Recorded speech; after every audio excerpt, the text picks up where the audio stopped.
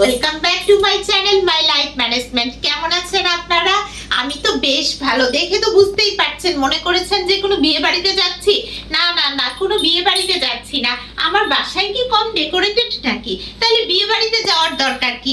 আমার বাসা সাজিয়ে গুছিয়ে রেখে নিজে একটু সাজগোজ করব, এটাই আমার প্ল্যান। সকালবেলা ঘুম থেকে উঠেই আমার বাসা গুছিয়ে ফেলি। চলে আসুন আমার মাস্টার বেডরুমে। এই যে ভিউয়ার্স, আমার মাস্টার বেডরুম সকালে সুন্দর করে গুছিয়ে ফেলেছি। তারপরে সকালে রান্না বান্নাও শেষ করে ফেলেছি।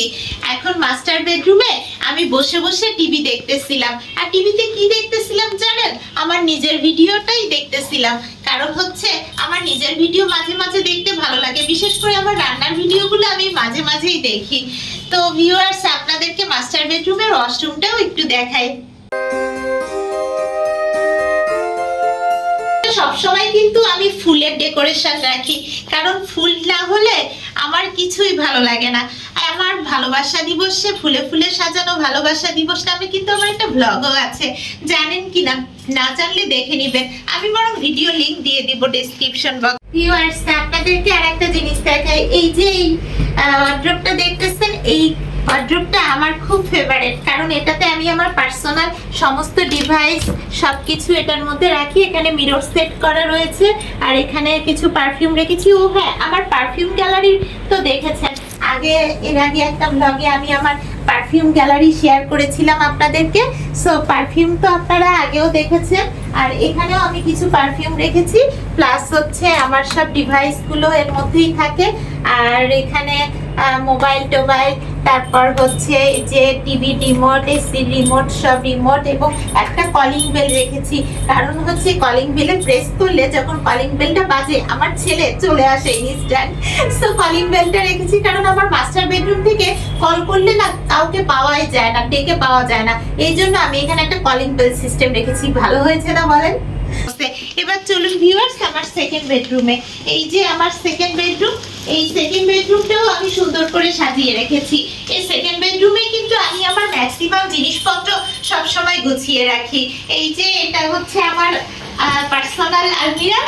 ভিউয়ার্স, এইটা কিন্তু আমার পার্সোনাল আলমিরা। এখানে আমি আমার সব জিনিসপত্র রাখি।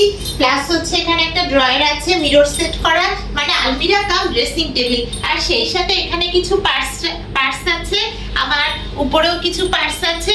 প্লাস হচ্ছে এটা ওয়ার্ড্রোব হিসেবে ইউজ করি। এখানে কিছু ড্রয়ারও আছে ভিউয়ার্স। আর সেই সাথে এটা হচ্ছে আমার আয়রন করা টেবিল। আর এখানে আমার ওয়াশরুমটাও ভিউয়ার্স আপনারা একটু দেখে আসুন।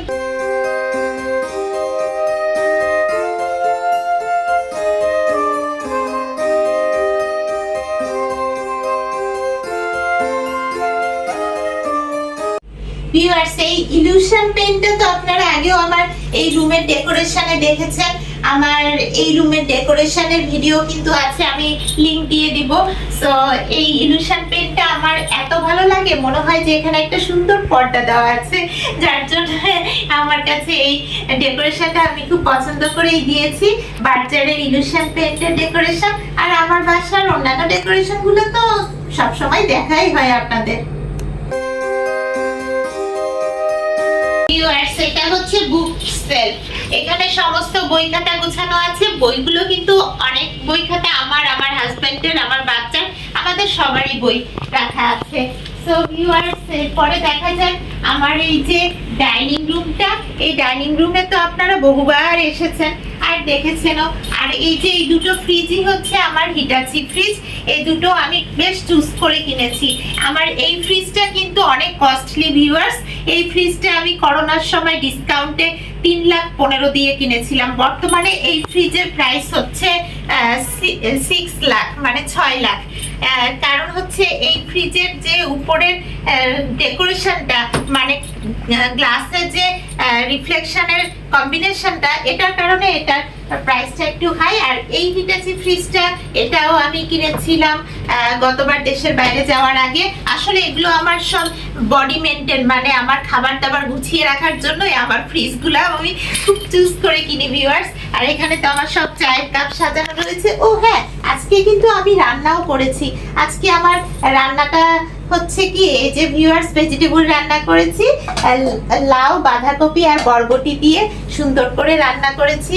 আর সুন্দর করে সবকিছু সাজিয়ে রেখে তারপরে কিন্তু রান্নাটা করেছিলাম ভিউয়ার্স। আর আমার ড্রয়িং রুমে তো আপনারা অনেকবারই এসেছেন। ড্রয়িং রুমে তো সব সময় আমার গোছানোই থাকে, কারণ আমার ছেলে কিন্তু অত কিছু নষ্ট করে না। কারণ আমার ছেলের মেন নেশা হচ্ছে কি জানেন? আমার ছেলের মেন নেশাই হচ্ছে এই যে ব্লু কালারের লাইট। আমার ছেলের মেন নেশাই হচ্ছে এই যে ডিভাইস, সারাক্ষণ ডিভাইসেই বিজি থাকে, যার কারণে সব সময় সব দিকে তার নজর থাকে না।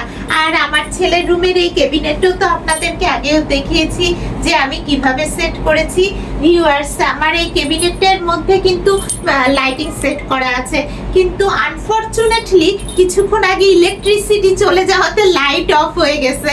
আপনাদেরকে লাইটিংটা দেখাতে পারতেছি না ভিউয়ার্স, সরি। সো দেখতেই পাচ্ছেন, ও হ্যাঁ, উপরে যে লাইটটা দেখতেছেন এটা কিন্তু ব্লু কালার, মানে এই রুমের ব্লু কালারের সাথে ম্যাচ করে এই ব্লু কালারের লাইটটা এখানে সেট করা হয়েছে। আর আমার ছেলের রুমটাও যথেষ্ট মেসি, তার কারণ হচ্ছে এই যে দেখেন, এগুলো গোছানোর সাধ্য আমার নেই। কারণ হচ্ছে এখানে এত বেশি করে জিনিসপত্র সব রেখেছে, এগুলো কিভাবে গুছাবো বলেন? আগে ওর ফাইনাল টার্ম এক্সামটা হয়ে গেলে তখন র্যান্ডম গুছিয়ে ফেলবো। সো ভিউয়ার্স, কেমন লাগছে আপনাদের?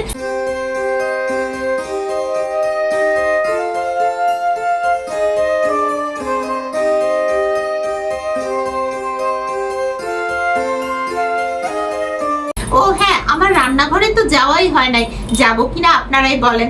রান্নাঘরে তো প্রায় যাওয়া হয়, তাই না ভিউয়ার্স? তবুও চলেন একটু রান্না। আমার ফার্নিচারের লাইটটাও অফ হয়ে গিয়েছে, কারণ ইলেকট্রিসিটি চলে গেছে, যার কারণে আপনাদেরকে সব লাইটিং দেখাতে পারছি না ভিউয়ার্স। তবে চলে আসুন আমার রান্নাঘরে। এই যে রান্নাঘরে আপনাদেরকে কিন্তু হোম ট্যুর আমি মাঝে মাঝেই দিব, কারণ ইনস্ট্যান্ট হোম ট্যুর আপনাদেরকে দেখাবো যে আমি সবসময় আসলেই পরিপাটি থাকি।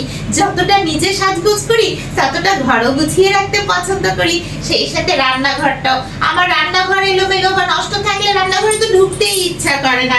আর এখানে আমার একটি ছোট বারান্দাও রয়েছে, কিন্তু বারান্দাটা দিয়ে বাইরে কিন্তু ভিউয়ার্স মেঘ, অনেক বৃষ্টি আসবে মনে হচ্ছে। ওহ, লাগিয়ে রাখি। সো ভিউয়ার্স, আশা করি আমার সাথেই থাকবেন, মানে আমার ব্লগের সাথেই থাকবেন, আর নেক্সট ব্লগেও আমার সাথে এনজয় করবেন। ভিউয়ার্স, কেমন লাগছে আমার এই আজকের ইনস্ট্যান্ট হোম ট্যুর? আশা করি ভালো লেগেছে। আর আজকে যে আমি শাড়িটা পরেছি, এটাও কিন্তু আমি মিরপুরে বেনারসি পল্লী থেকে নিয়ে এসেছি ভিউয়ার্স। মিরপুরে বেনারসি পল্লীতে যখন যাওয়া হয় তখন কিন্তু আমি একসাথে কয়েকটা শাড়ি কিনে ফেলি। আর বেনারসির প্রতি আমার একটু অ্যাট্রাকশন বেশি, বেনারসি দেখলে আমি লোভ সামলাতে পারি না। সো ভিউয়ার্স, আমার শাড়িটা কেমন হয়েছে সেটাও কিন্তু জানাবেন। ওকে ভিউয়ার্স, আবার দেখা হবে নেক্সট ব্লগে। আল্লাহ হাফেজ।